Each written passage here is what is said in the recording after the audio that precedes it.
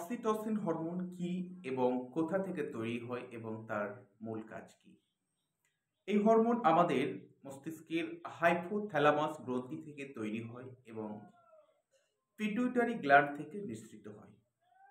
এই হরমোনের একটি গুরুত্বপূর্ণ কাজ হলো সঠিকভাবে প্রসব ঘটানো, অর্থাৎ মায়েদের জরায়ুর পেশিকে সংকোচন করিয়ে খুব ইজিলি বা খুব সহজভাবে সন্তান প্রসব করানো।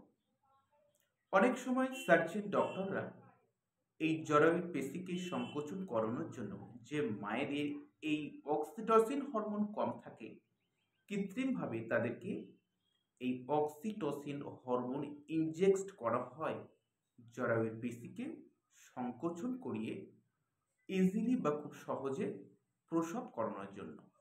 এমন নতুন নতুন অজানা তথ্য জানতে হলে অবশ্যই এখনই সাবস্ক্রাইব করে নিন।